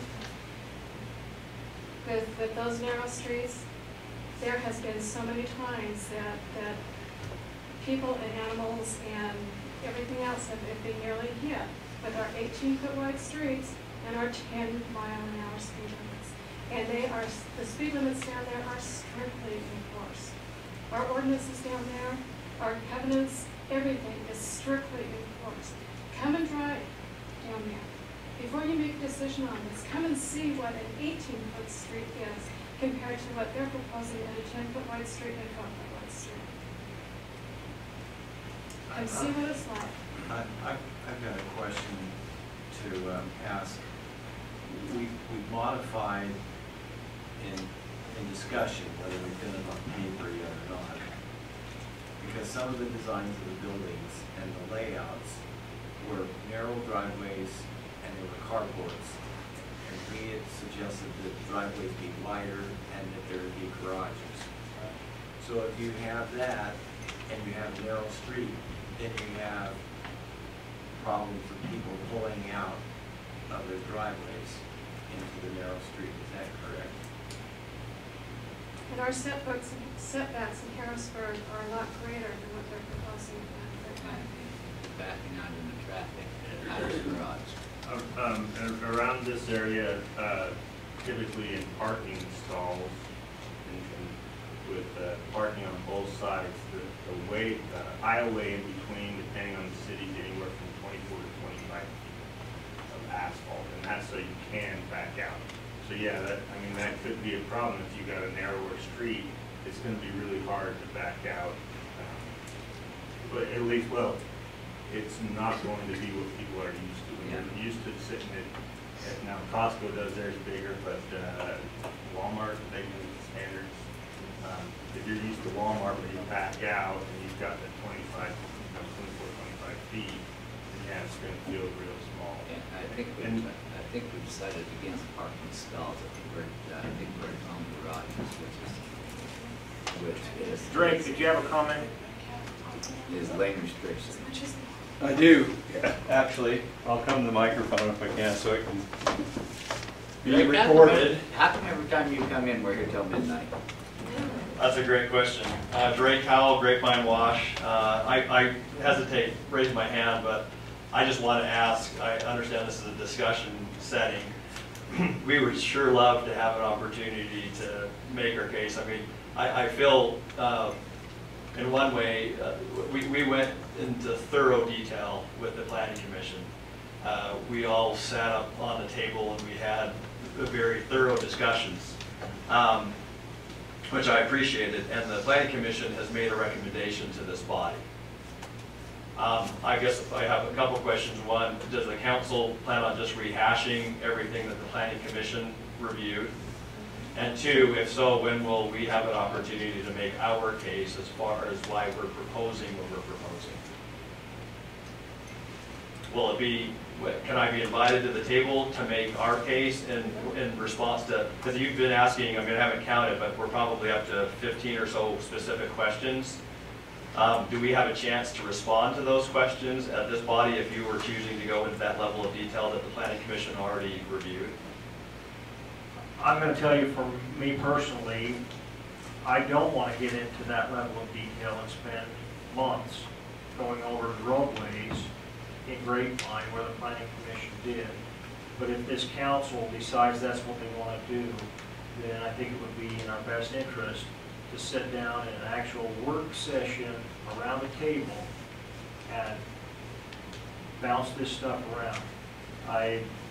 Don't get me wrong, I want to give you as an applicant, or Grapevine as an applicant, the same process and the same due diligence as any other applicant.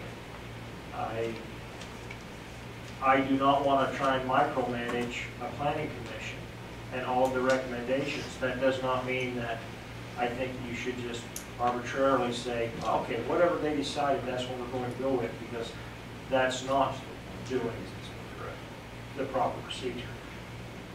We would just respectfully request, if it is the case that we're getting back into the same level of detail that we had at the planning commission, we would respectfully request some type of forum, which we would love, you know, sitting around the table, so that we would have a chance to respond to some of this, and that we could also base, you know, our discussion on some facts and not just anecdotal comments. Thank you. Can I make a comment? Because I agree with what Rick said. And, you know, the planning commission was asking the same questions you have, and you ultimately are the guys held on the line. I mean, they're an advisory body.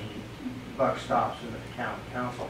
I would suggest that you have a work meeting and have their traffic engineer come down, make the case of why they've designed the streets the way they have, give the information, and it's kind of an educational session because I think it'll answer a lot of the questions that are in your minds, and you know, I think that would be a good time well spent to do that work meeting on that, just their road design. Have their designer come down to Leeds and make their case. I'm not objecting to that. One thing I would like, if that were to take place, which it sounds like will take place, is to have our legal counsel on staff at the same time as that board meeting takes place. Yeah, It's being recorded. Yes. It's great to see their proposal on paper and in black and white and the way they present it. But in the meantime, I don't see any problem with actually seeing that type of road in use. And so I again invite you down to my house in Harrisburg, 99 Overlook Lane. Bring your trucks, bring your cars, bring whatever you want. Bring your kids on the bicycles. Pull it out of my driveway as many times as you want. And see what it is really like. Rex, did you have? Yes, 25-mile-an-hour zone there, or road.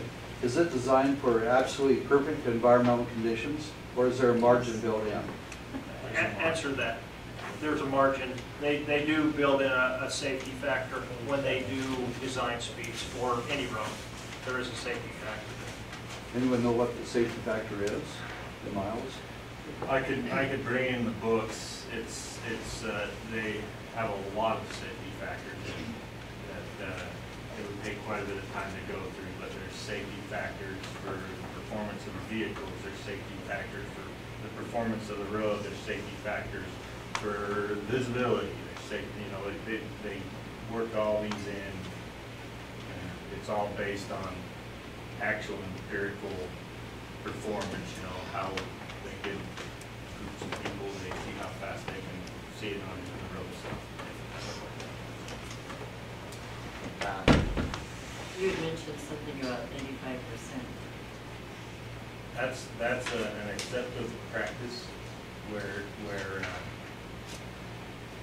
you do a speed study on a road and you collect all the data that people are driving, the speeds they're driving, and you pick that 85 percentile. Say, okay, if I've got 100 cars on here, 85 or less are driving at this speed, and that's typically what they design for. So. I guess a question, and Drake picks up a good point.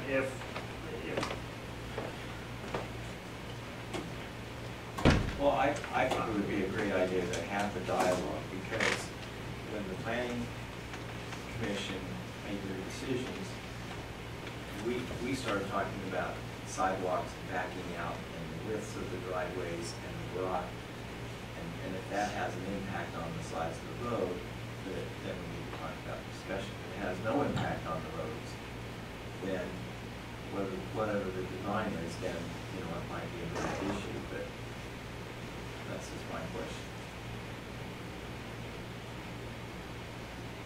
Well, I can respond to that specific question, Frank. I'd love to, but I mean, I'm looking at my clock. It's 11 o'clock at night.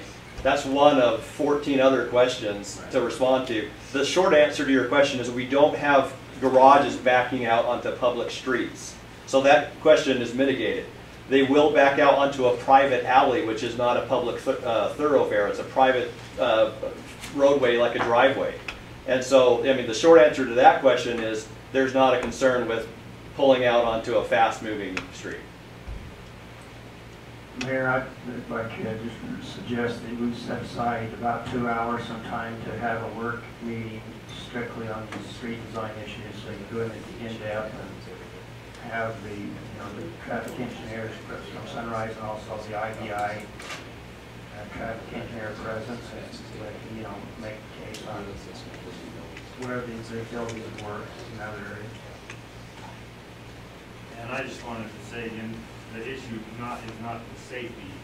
The issue now is, this is what they do in other areas. Is this what you guys envision for camera? So, I think it's important to note that all these items have been hashed out over meetings and meetings. It's a long way, and there's probably been 50 items that have been worked out. These are just the last couple items that we're hoping to get finished out. And, if there is a way to not have to go through that whole process again, it sure would be. Well, we're only talking about the internal streets at this point. We haven't started talking about external streets. My hesitation, was only brought about by the fact that there was some data, in my opinion, from Horowitz, or Horrocks, whichever the pronunciation is, when they said that you could turn Main Street into a 5-lane. When that happened, that gave me a lot of doubt about the other aspects of the roads. And when they wanted to go another way in for exit. So when those things come about, then it's like, I'm having little doubts. And so we have an engineering firm that's going to say you can do this without seeing it, and then get everybody up riled. I want to double check. If I have to spend 8 hours doing it, then everybody in town's going to say, well, he beat it to death. It was ridiculous. But then everybody can say, well, we did everything possible. So that's just where my commitment is on that. And I think it's also important to look at the magnitude of what is going on here. This isn't the standard. This is something completely different, and it could turn out to be a great thing, the world best project in the area, and who knows with the other way. But I mean, it's all to the point now. You'll hear arguments for, you'll hear arguments against. You can see where it's happening on the East Coast, West Coast, and then you can look around here and see how it's happening.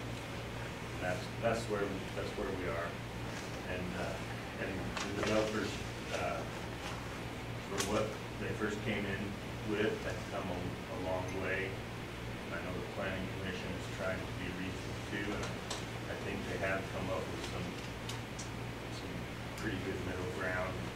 And the only reason why these items are here is because these are the ones that have been coming to us. My only concern is they tried one of these. They actually had a big one, Highway 56 at Cedar Street planned. They went through Planning Commission and City Council. I think they ended up going belly up before City Council ended up giving them the go-ahead. But they did one kind of like this out on Mid Valley Road out by Union. And it turned out to be an absolute failure. Granted, the floor plans, the housing designs were horrible, but it was a small, very small version of what they're doing here. And it turned out to be an absolute failure, and that's what I'm worried about for the town of Leeds. Yeah, and I mean, that's one thing that has been hashed over again. These are great for the heart of downtown where you're not trying to pass through. This is where you're coming. This is the slow spot. The question is, You go to gas stations, you got your shopping centers, you got your coffee bar, your coffee places, you got your cafes, you got your. And it could be, and it couldn't be. No, I'd love to go out there and take my family out to brunch, I mean, but I think there's some legitimate concerns for the town. Do we want to look at scheduling an actual work? Yeah. Yeah, we need to make a decision and not prolong the agony for us or the developer. Well, we need to actively act upon any application that's before us. That doesn't mean that means that you just actively act upon it. If you're working upon it. That's what we need to be. Because there's an easy way to do it. We could just say, you go by our standards and that's it. That's correct. It could be that simple. But that's not fair to the applicant. So, we'll go through it, make sure the town understands what's going on. Look at both sides, be fair. What are you looking at for a date? Time? It's going to work.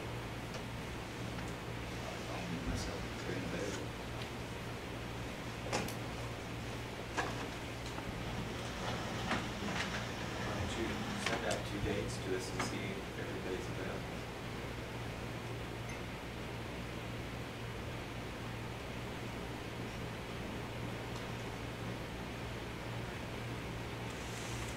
Is a work meeting where public can ask questions, or just the? A work meeting is a public meeting. Can the public ask questions? I would say yes, similar to questions that you've asked here.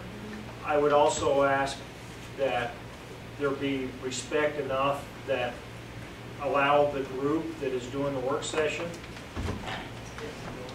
to make some headway. But yeah, I would say that there should be public comment allowed that is appropriate. Right. One other question, is the main road that's going in the 25 miles an hour or 35 miles an hour? That'd be 35 miles an hour. Well, it's proposed that the plan commission recommendation at 30. 30 miles an hour? The access off 900 North. Is that the same one that they're guesstimating 17,500 cars go through a day? No, I don't believe so. I'm not certain. That's, how are they, that's, yeah. Now, how do they access? We haven't proposed a design speed on that access road. These are for internal streets to our project. That roadway is a connecting, it was probably more, has a potential of being a regional connecting road. And so we're not talking about slow speeds on regional connecting roads, except if they have the potential of going through our downtown core area, which we call our main streets. Now, Drake, our next discussion item, or I don't know if it's our next discussion item, but one other subject that was brought up was external roadways. My question to you, have you dealt with the landowners out there on 900 that spoke at the last council meeting, and dealt with any of that, picked up some of their property to get the access you need for your project? We have the access that we need to start the project. I have not talked to the landowners adjacent to that access for additional footage.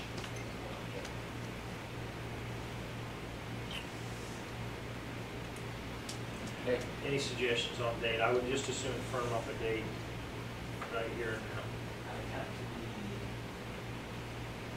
And I will tell you that, which doesn't, I don't have to be there. I will not be here from the 24th of June to the 30th of June. If I may respectfully request, if it's an invitation to our traffic engineer that they're at a Pleasant Grove, I don't know if it's possible to maybe throw out a couple dates so I can make kind of arrange with their schedule as well, if possible. What are your dates, Jay? Oh, no, I'm not proposing a date. I'm saying if you could propose a couple of dates, then I don't know their schedule, is what I'm saying, so I would need to check with them. I can't do it on the 26th of June.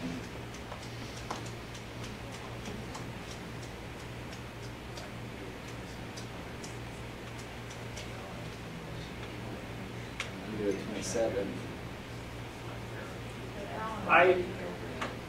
We could,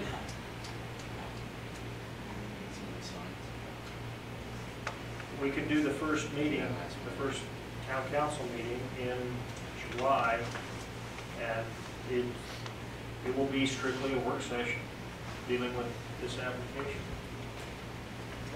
So we'll put cemetery ordinance and everything on the back burner.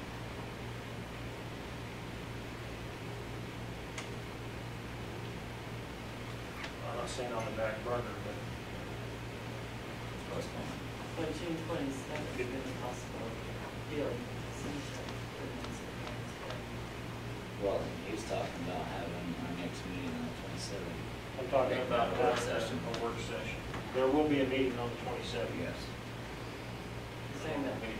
And I'm just saying that's not looking at any special date, that's a normal town council meeting that we would devote strictly to What date this. is that in July?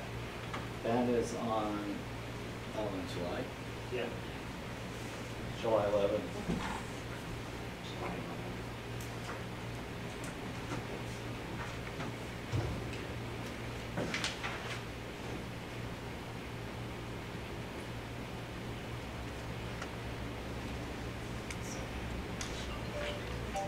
That's okay.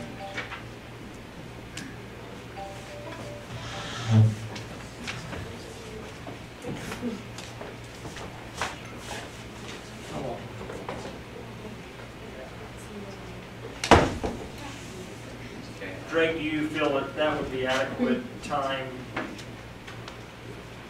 for your traffic engineers, that you think they would be able to? By the 11th of July? Sure hope so. I would think It's a so. long time.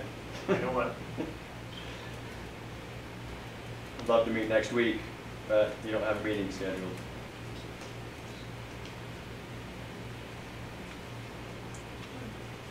Unless you want to entertain a special meeting.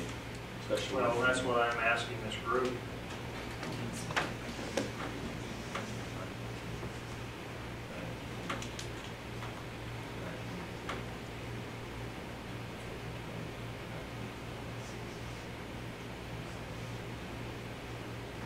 I can't meet the 26th. I can meet the 27th. You're saying you can't meet the 27th? No, I can. I just can't. There's a planning commission on, excuse me, Tuesday or Wednesday. It's on Wednesdays. Next month it will be on Thursday because the 4th of July is on Wednesday. If we wanted to have a special meeting, we could have it on the 27th of June. You could. Alan won't be there. You wouldn't, you won't Then I don't, be there? yeah, see, then I don't have to hear it. I don't have to hear any of it. I'll just wait for the movie to come out. That's coming. That was actually pretty good. I always want to wait for the movies, because then you can fast forward through the parts I really don't want to see this, so just show me the end. Just It'll be like it'll be like what the Hatfield McCoys. I just got done watching that 3-part series. You know what, the 11th of July is fine, that's just, you know, several weeks ahead, but if we want to, if you will allow me to coordinate with Forex, and then I can shoot an email to Amy and you and whoever, and just confirm that, if that's what you're thinking. Okay, 11th of July it is. No, Okay. I'll second that. Thank you.